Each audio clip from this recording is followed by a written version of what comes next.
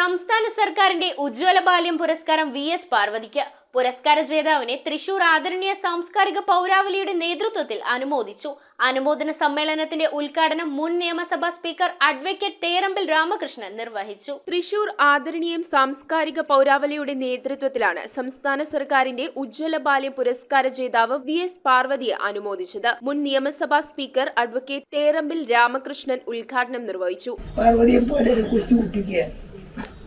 സംസ്ഥാന സർക്കാരിന്റെ പ്രധാനപ്പെട്ട ഒരു സമ്മാനം കിട്ടി. അതിൽ നാട്ടുകാരും അഭ്യുദയകാംക്ഷികളും ഒക്കെ ഒരുമിച്ച് കൂടി അനുമോദനം കൊടുക്കുക എന്നത് വലിയൊരു കാര്യമാണ്. പണ്ട് പറയുന്നതിന് ശേഷിയില്ലാത്ത ആള് അത് മാറ്റി ഇന്ന് ഡിഫറൻ്റ്ലി ഏബിൾഡ് എന്നാണ്. വ്യത്യസ്ത കഴിവുള്ള കുട്ടികൾ എന്നാണ്.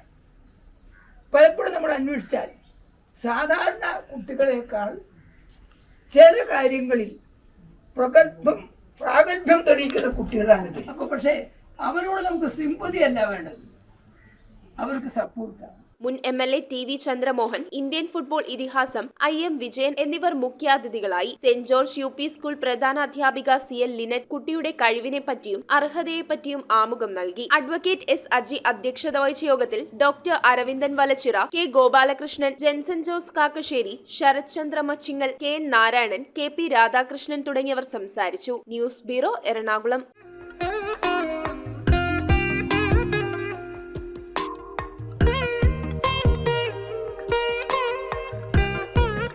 Nakshatra Gold and Diamonds.